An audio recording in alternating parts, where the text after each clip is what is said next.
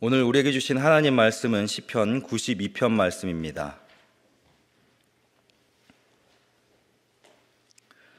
구약 870페이지입니다.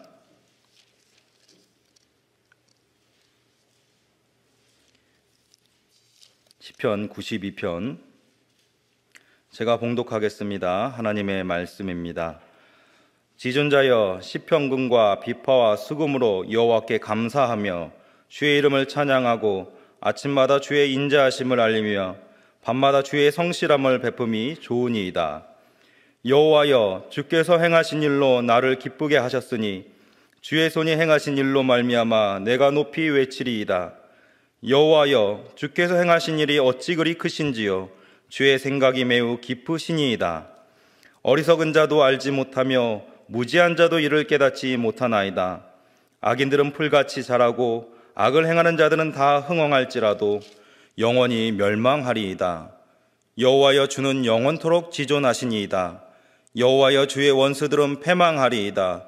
정녕 주의 원수들은 패망하리니 죄악을 행하는 자들은 다 흩어지리이다.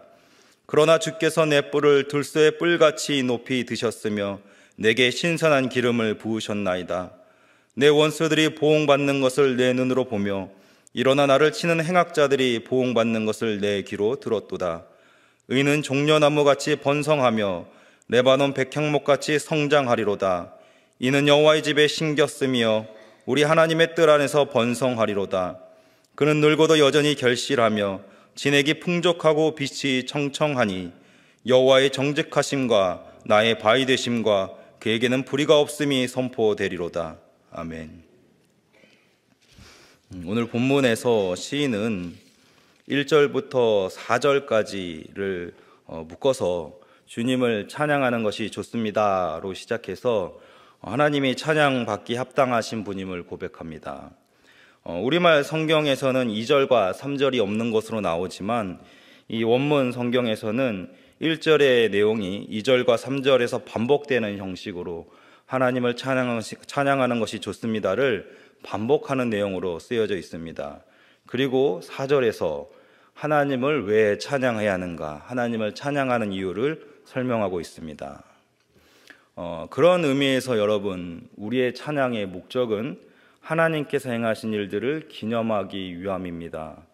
적어도 성도의 마음과 입술을 통한 찬양에 있어서 그 대상은 오직 하나님뿐이라는 사실을 우리가 분명히 기억해야 합니다. 우리가 찬양하는 이유와 목적은 하나님께서 행하신 일들로 인함이라 그의 기이한 행적을 높이며 우리의 존재가 온 마음을 다해 흠모하는 것을 찬양이며 찬송이라 성경이 말하고 있습니다. 하나님께서 행하신 일들이 찬양의 근본적인 내용이 된다는 점에서 오늘 본문 1절에서 시인은 하나님에 대해서 이렇게 선포합니다. 아침마다 주의 인자하심을 알리며 밤마다 주의 성실하심이 베품이 좋으니이다. 시인은 아침과 밤이라는 시간을 사용하여서 하나님의 인자와 성실이 찬양받기에 합당한 행하심이 있다 이렇게 이야기합니다.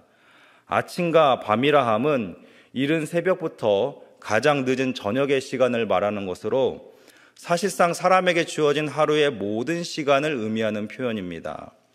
아침이 오면 자연스레 밤이 오는 것처럼 또 밤이 가면 다음 날에 아침이 오는 것처럼 사람에게 주어진 시간은 계속 흘러갑니다. 마찬가지로 하나님의 인자와 성실은 한이 없이 영원히 계속되는 것입니다. 아침과 밤을 계속 흘려보내며 찬양해야 할 하나님의 인자와 성실은 어떤 것입니까? 인자와 성실에 대한 본문의 표현은 한마디로 당신의 백성에 대한 한없는 사랑과 변함없는 신실함입니다. 하나님의 그 존재의 속성이 바로 이런 것이죠. 세상을 창조하시고 아담과 하와를 통해 창조세계의 기쁨을 풍성히 누리게 하셨습니다. 하나님을 반역한 인간에게 하나님은 그들에게 벌 주시는 것 이상으로 언약을 통해 다시 반드시 회복시키겠다 약속하셨습니다. 그리고 아브라함과 그의 후손들에게 축복 주셔서 번성케 하시고 민족을 이루어 살게 하셨습니다. 이 백성들의 반복되는 반역과 불순종, 패역이 온갖 악한 형태로 하나님에 대한 사랑에 도전을 합니다. 그런 하나님을 무시합니다. 마침내 백성이 하나님을 떠납니다. 그럼에도 불구하고 하나님은 당신의 백성을 사랑하시고 참으시고 품으셨습니다. 호세아서를 보면은 하나님의 이 백성이 당신을 대한 태도를 어떻게 비유합니까? 호세아와 고멜의 관계를 통해서 하나님의 백성을 바라보는 심정을 말씀하시죠. 고멜은 누구였습니까? 음란한 여자라 말합니다. 원문에서 음란한 여자라는 이 표현은 부정한 성관계를 뜻하는 말로 사용이 됩니다. 그러니까 고멜은 처음부터 부정한 여자였습니다. 결혼하고 중간에 딴 길로 샌 것이 아니라 처음부터 결혼할 자격이 없는 온갖 음란한 것들을 본인의 의지로 즐기며 사는 여자였습니다. 남자든 여자든 어떻게 이런 사람과 결혼을 꿈꾸며 함께 살 수 있겠습니까? 하나님은 호세아에게 그런 고멜을 아내로 맞으라고 말씀하십니다. 하나님 보시기에 백성의 모습이 이런 것입니다. 애초에 어떤 자격이 있어서 그들을 하나님의 백성으로 받아들여진 것이 아니라 하나님이 자격 없는 자들을 품으신 것입니다. 남들은 받지 못할, 누리지 못할 복과 은혜를 얻었습니다. 그러나 도리어 감사를 잊고 하나님을 대적하고 반역합니다. 하나님의 인자와 성실은 그 사랑을 받을 만하거나 누릴 만한 대상들에게 주어진 것이 아니라는 것입니다. 시인이 아침과 밤 온종일 이 인자와 성실을 노래하는 것은 세상 어디에서도 찾아볼 수 없는 이 무한한 사랑이 하나님께로부터 흘러나오기 때문입니다. 특별히 이 시편이 포로기 이후에 이스라엘 백성들이 불렀던 찬송시라는 점을 우리가 한번 생각해 볼 필요가 있습니다. 바벨론 포로기의 70년은 이스라엘에게 있어서 굉장히 치욕적이고 수치스러운 시간이었죠. 하나님의 손에 의해서 당신의 백성이 이방 민족의 포로로 끌려가는 철퇴를 맞은 사건입니다. 하나님이 우리와 함께 하시다는 그 임재의 상징인 성전이 약탈당하고 무너지는 것을 두 눈으로 지켜보았습니다. 다니엘 같은 사람들은 소위 바벨론에서 창씨 계명을 당하지 않았습니까? 나의 이름이 없어진다는 것은 과거의 나로 살아갈 수 없다는 것을 이야기합니다. 정체성이 말살당한 겁니다. 국가적으로, 개인적으로 사상 초유의 엄청난 재난을 이들이 겪었습니다. 이유가 뭡니까? 하나님에 대한 불순종이었습니다. 그들의 폐역으로 말미암아 징계를 받았습니다. 변명할 여지가 없는 사건입니다. 악이 승리하고 흥황하는 모습을 이들은 70년의 시간 동안 지켜봤습니다. 에레미야 선지자를 통해서 회복을 약속하셨지만 나라가 망하고 눈앞에서 하나님의 성전이 능욕당하는 현실을 지켜보는 입장에서 이들에게 그 하나님의 약속을 기대할 만한 그 마음이 있을까요? 하나님이 다시 승리를 선포하실 것이라는 기대는 이들에게 뜬구름과 같은 것입니다. 그래서 어떤 이들은 신앙을 버렸을 겁니다. 또 어떤 이들은 눈물로 하나님께 구하며 회복을 소망하며 기대하였을 겁니다. 그러나 눈으로 보이는 현실은 도무지 이 강성한 제국 바벨론은 무너지지 않을 것 같습니다. 연일 들려오는 소식은 이들이 전쟁에서 나가서 싸우는 족적 승리하였다는 겁니다. 이 제국이 쌓은 부는 엄청납니다. 제국이 쌓은 그 영광을 보고 있노라면 우리가 하나님께 회복을 바라며 하는 기도가 얼마나 초라하고 비현실적인지 반성하게 되고 기도에 대한 마음을 꺾이게 됩니다. 지난 시간에 살펴본 시편 90편을 보더라도 이 현실을 바라봐야 했던 백성들의 한탄이 얼마나 깊은지 우리가 알 수 있습니다. 시편 90편을 보면은 우리의 연수가 70이요 강건하면 80이라도 그 연수의 자랑은 수고와 슬픔뿐이요 신속히 가니 우리가 날아가나이다. 아침에 주의 인자심이 우리를 만족하게 하사 주께서 행하신 일을 주의 종들에게 나타내시며. 사람의 일생이 70이요 깊고 80인데 하나님께서 이들에게 내린 시간이 무엇입니까? 70년의 시간입니다. 한평생을 이 포로의 삶으로 끝내야 하는 울분이 그들 안에 있는 것이죠. 그들이 원하는 것은 하나님의 긍휼입니다. 우리 조상들이 숱하게 하나님을 배반하고 패역했음에도 하나님 참으시고 용서하시지 않았습니까? 하나님의 그 인자하심을 기대합니다. 어서 당신의 권능으로 행하셔서 우리를 다시 돌이켜달라고 소원하고 애통해하며 기도합니다. 이들의 기도가 응답이 되겠습니까? 이들의 요청을 하나님께서 들으셨습니까? 우리가 구약 성경을 보면 이스라엘이 행하는 이 패역에 참 진절머리가 날 때가 있지 않습니까? 모세를 통하여서 이 백성이 평가받은 모습은 목이 곧은 백성이라. 정말로 반복되는 죄, 거기에 따른 징계, 회개와 용서, 이 패턴이 구약 내내 계속됩니다. 그러나 하나님은 백성이 이런 강고에도 불구하고 예레미야를 통해 약속하신 그 70년을 다 채우십니다. 그 현실에 당면한 자들에게는 마치 이것이 끝나지 않는 엄중한 심판처럼 느껴집니다. 하나님께서 백성을 버린 것 같고, 또 어떤 순간에는 바벨론 땅에는 하나님이 안 계신 것처럼 불의와 울분이 쌓여갑니다. 하나님의 뜻은 정말 무엇인가? 반역에 대한 징계가 이렇게 심한 것인가? 하나님의 인자와 사랑은 실종된 것인가? 그래서 신약에서 원수를 사랑하라는 그 예수님의 말씀을 한번 생각해 볼 필요가 있습니다. 원수를 어떻게 사랑하는가? 당신의 백성을 이렇게 징계하시는 하나님이 어떻게 인자와 사랑이 무궁하다고 이야기할 수 있는가? 하물며 백성에 대해서도 이렇게 징계하시는 하나님인데 어떻게 원수를 사랑할 수 있는가? 그런데 그 원수가 누구인가를 가만히 묵상을 해봅니다. 그 원수가 다름 아닌 누가 아니라 바로 우리였단 말입니다. 내가 하나님의 원수였다는 겁니다. 내가 하나님을 미워하고 죄를 사랑하는 그 반역과 패역을 저지르고 사는 원수였다는 겁니다. 그 원수를 위하여 용서하시기 위해 친히 십자가를 지신 분이 내가 그렇게 원망하며 미워했던 하나님입니다.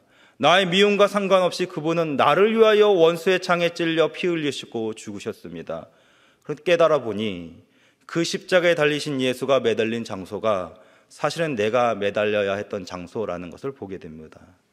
신명기에서 나무에 달린 자마다 하나님께 저주를 받은 자니라는 그 말처럼 사실은 그 저주의 대상이 나였는데, 아니 하나님께서 저주를 받아야 할 대상이 여기 있는 나 우리임에도 불구하고 왜 하나님이 그 나무에 달리셨습니까? 라는 그 고백을 하게 되는 것입니다. 하나님의 용서와 사랑은 당신의 백성을 위해서라면 그 십자가의 저주라도 친히 지시는 한없는 자비를 통해 우리 가운데 흘러 들어온다는 것을 우리가 발견한 것이죠. 이스라엘이 아무리 하나님 앞에 심한 패역과 반역, 집요한 하나님 앞에 그 잘못을 저질렀을지라도 바벨론 포로라는 그 징계를 받은 이유가 그들의 죄악 때문에 그렇게 되었지만 하나님은 그들을 싸매셨고 끌어안으심으로 약속하신 대로 남은 자가 돌아오는 은혜를 베푸셨습니다. 시편 90편에서 그들의 요청이 오늘 본문 시편 92편에서는 이렇게 응답이 됩니다.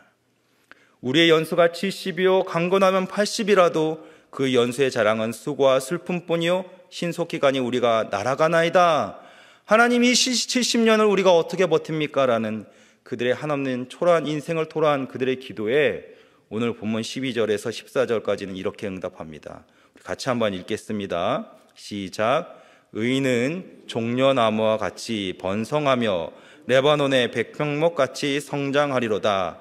이는 여호와의 집에 심겼으며 우리 하나님의 뜰 안에서 번성하리로다.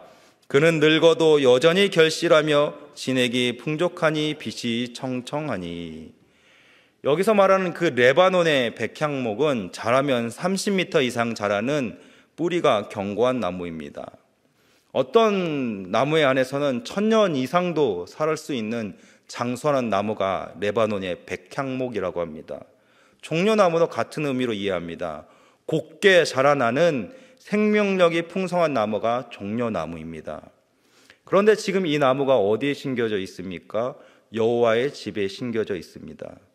눈으로 보이는 물리적인 성전은 분명히 회파되고 무너졌지만 하나님의 임재하신다는 그 성전이 그들 가운데서 떠난 것처럼 보이지만은 하나님은 그들을 하나님의 처소인 여호와의 집으로 들이심으로 버리지 않고 당신의 백성을 가장 안전한 피난처로 다시 품으셨다는 사실을 이야기하고 있는 겁니다. 14절에서 진액이 풍족하고 빛이 청청하다는 이 말은 힘이 넘치도록 번영하는 모습을 상징합니다. 인간은 늙으면 쇠퇴하고 온몸의 기능이 예전처럼 작동하지 못하죠. 70년의 기한이 차더라도 내가 젊었을 때 나의 모습이 아닌 상태로 돌아간들 무슨 의미가 있는가 할 수 있지만, 그러나 하나님은 당신의 백성을 푸르고 왕성한 나무와 같은 생명을 누리게 하실 것이라는 사실을 본문이 이야기하고 있는 겁니다. 또 아침에 주의 인자하심을 보게 해달라고 기도하였습니다. 제발 이제는 좀 주께서 행하셔서 그 행하신 일이 무엇인지를 보여달라고 요청하였습니다. 시편 92편에서는 뭐라고 찬양하고 있습니까? 아침에 주의 인자하심을 찬양합니다. 이렇게 이야기하고 있죠. 또 4절과 5절에서는 주께서 행하신 일이 어찌 그리 크십니까? 주가 행하신 일로 내가 높이 외치리이다. 이렇게 고백을 하고 있습니다. 왜 하나님의 인자와 성실을 아침과 밤에 찬양합니까? 백성이 하나님께 행한 반역을 보건대 징계와 심판이 합당함에도 불구하고 하나님은 당신의 백성을 굽어 살피시사 그들을 포기하지 아니하시고 사랑으로 품으시고 안으시며 다시 일으켰기 때문에 하나님의 인자와 성실은 꺾이지 않고 사라지지 않고 영원하기 때문에 시인은 다시 목소리 높여 하나님의 인자와 성실을 찬양하고 있는 겁니다. 세상의 눈으로 판단되는 현실은 악이 승승장구하고 흥황하는 듯 보이는 시절이 분명히 있습니다. 이스라엘에게는 바벨론의 흥황이 바로 그런 것이었겠죠. 오늘 우리의 눈에도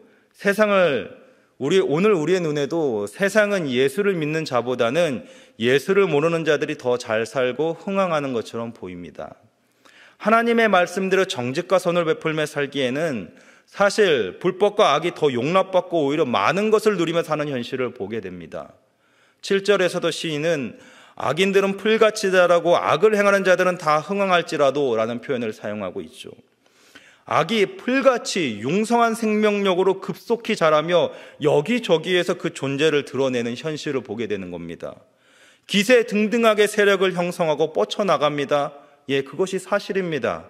오늘 우리의 눈으로 목도되는 세상의 현실이 그렇지 않습니까? 정직보다는 적당한 불법과 편법이 오히려 인간의 삶을 윤택하게 만듭니다. 하나님의 백성이 교회와 성도가 말씀대로 사는 것이 통용되는 현장은 저 세상이 아니라 이 교회뿐이라는 것, 우리의 모임뿐에서만 그 내용이 통용되는 것 같습니다. 세상에 나가서는 예수의 예자만 드러내도 불편한 것이 사실 우리의 현실인 것 같습니다. 거대한 악인 바벨론의 흥황을 보는 이스라엘의 백성의 모습이나 오늘 이 시대에서 정직과 선이 실종되어서 불법과 악이 승승장구하는 현실을 보는 우리에게 무엇이 정답이겠습니까? 무엇이 맞습니까?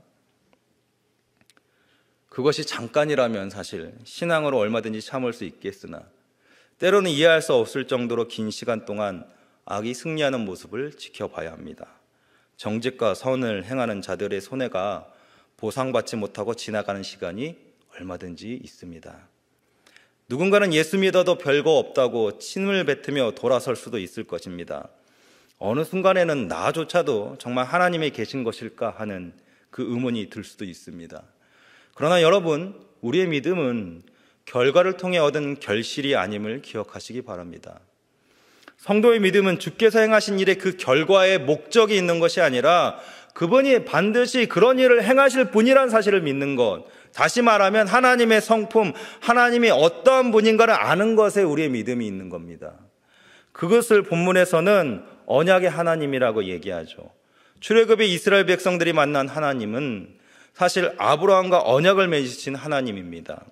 장장 아브라함 때부터 400년의 긴 시간을 지나서도 하나님은 아브라함과 맺은 언약을 기억하시고 신실하게 이루시는 하나님으로서 그 아브라함의 후손들을 찾아가셨습니다.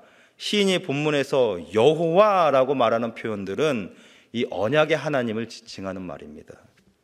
비록 이스라엘이 바벨론에 의해서 패망하고 예루살렘이 몰락하는 현실을 보았어도 여러분, 다니엘과 같은 사람은 바벨론에서 예루살렘을 향하여 하루에 3번 기도하는 것을 멈추지 않았습니다. 다니엘의 세 친구는 그리 아니하실지라도를 말하면서 하나님의 신실하심은 내가 원하는 결과가 지금 일어나지 않느냐 할지라도 나에게 닥친 일의 결과에 따라서 내가 하나님을 믿는 것이 아님을 그 이방 왕에게 분명하게 선포하고 있습니다. 성도의 믿음은 결과에 있지 않는 겁니다.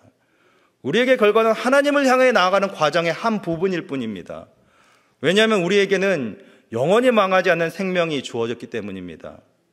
이것이 진짜 우리의 결론이며 진짜 우리의 마지막 결과입니다. 그 과정에서 만나는 어떠한 일도 이 영원히 부여된 생명을, 우리의 최후를 바꿔놓지 못한다는 사실입니다. 반면에 세상은 영원한 멸망 앞에 서 있습니다. 불의와 불법의 흥황은 이미 결과가 정해진 길목에서 발생하는 한 지점에 불과하다는 것을 시인이 말합니다.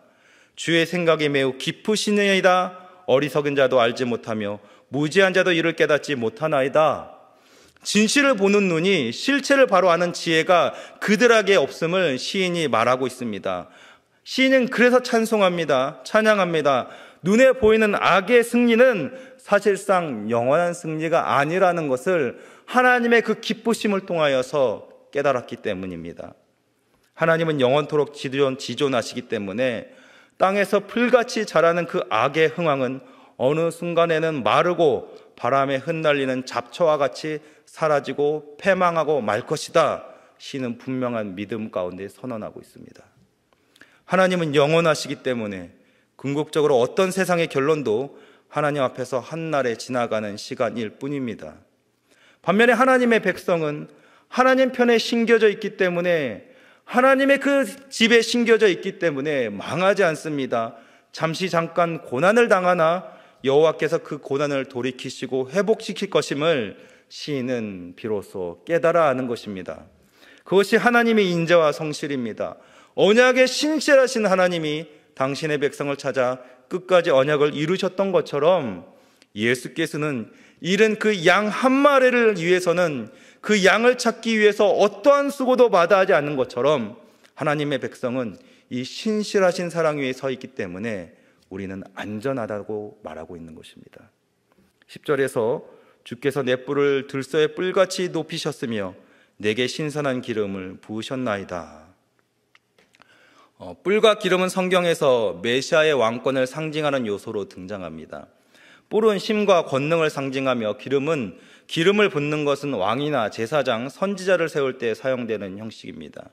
시인에게 있어 들소의 뿔 같은 권능이나 신선한 기름을 붓는 행위는 가깝게는 자신들이 잃어버렸던 그 다윗의 왕국을 재건하는 일로 하나님 우리 가운데 다시 그 영광을 보게 해 주십시오라고 소원한 일로 이들이 말하는 것이겠지만, 하나님께서는 이들의 이 소원을 넘어서서 다윗의 혈통으로 오실 메시아를 통해 하나님의 백성이 진정으로 승리하는 날이 무엇인지를 이들 가운데 보여주시는 겁니다. 예수님께서 이 땅에 오셔서 자신을 대적하는 그 원수들에 의해서 핍박을 받으셨죠.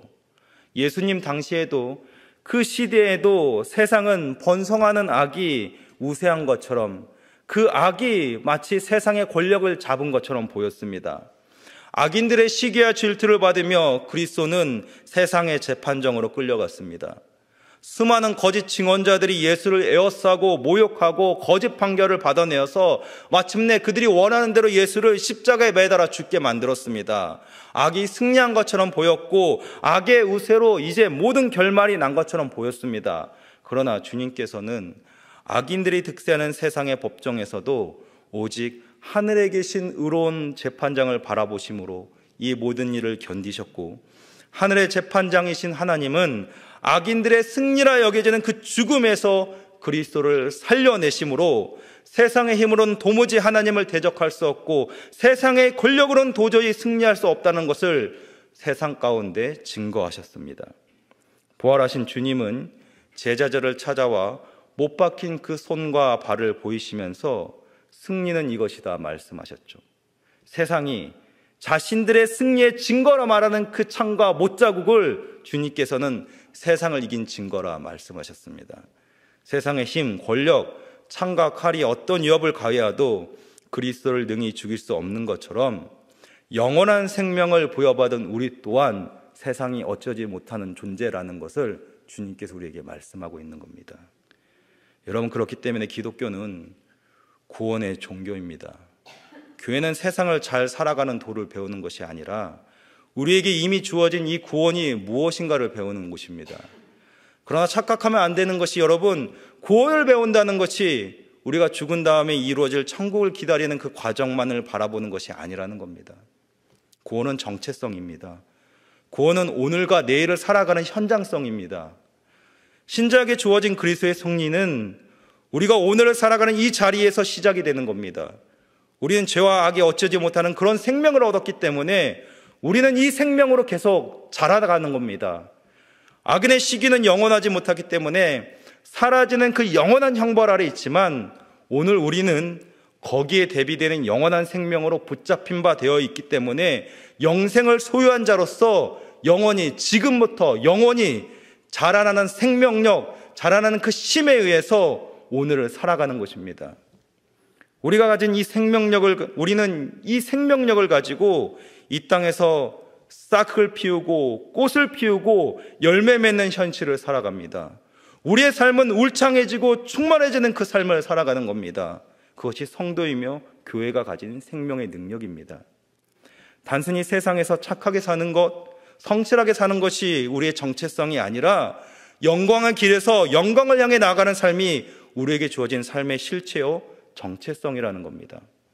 오늘 나의 존재가 어떤 환경과 상황에 직면한다 하더라도 나는 세상이 이기지 못한 예수, 세상이 죽이지 못한 예수의 생명을 짊어진 자로 예수가 자신을 둘러싼 그 원수들 가운데서 부활하셔서 저 높이 올려져 하늘 영광 보좌에 앉은 것처럼 우리도 그와 같은 가정, 그와 같은 결론에 서 있다는 사실을 믿는 믿음으로 오늘 이 땅을 살아가는 것입니다.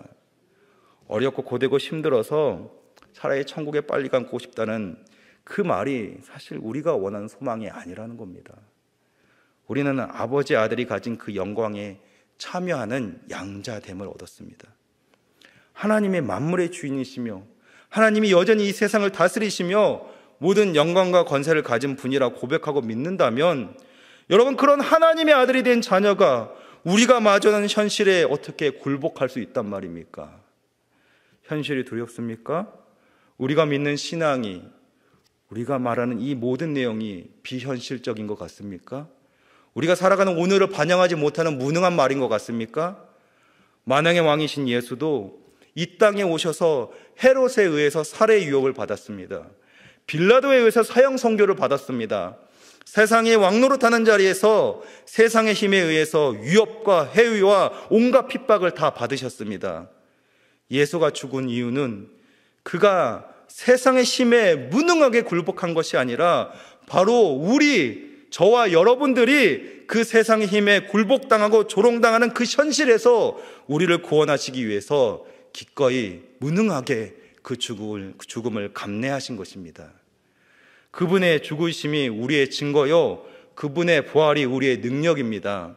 세상이 어쩌지 못한 그리스도의 죽음과 부활을 몸에 지니고 사는 성도들에게 고통과 고난과 때론 비참할 정도로 오는 그 패배와 같은 현실이 무엇입니까? 그것이 우리를 무너뜨릴 수 있습니까?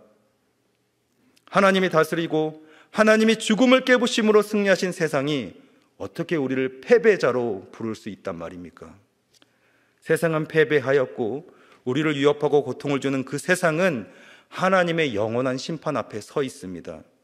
주님께서 이 땅에 이루신 안식은 바로 이런 것입니다. 우리는 삶의 실체를 바로 보아야 합니다. 삶은 지독하게 고통스럽다가 아니라 인생의 짐이 너무 고되고 무겁다가 아니라 주께서 이루신 이 승리로 인하여 나의 삶은 참으로 복되도다. 오늘 이 시인이 고백하는 것처럼 주께서 행하신 일이 어찌 그리 크신지요 내가 높이 외치리이다. 이 고백이 오늘 살아가는 우리의 고백이라는 것입니다. 이스라엘 백성들의 간구가 하나님의 인자와 성실을 통해 응답되었던 것처럼 오늘 우리도 그리스도의 충만한 은혜 안에서 하나님의 사랑으로 이미 응답된 삶을 살고 있음을 기억하시는 복된 성도들 되시기를 주님의 이름으로 소망합니다.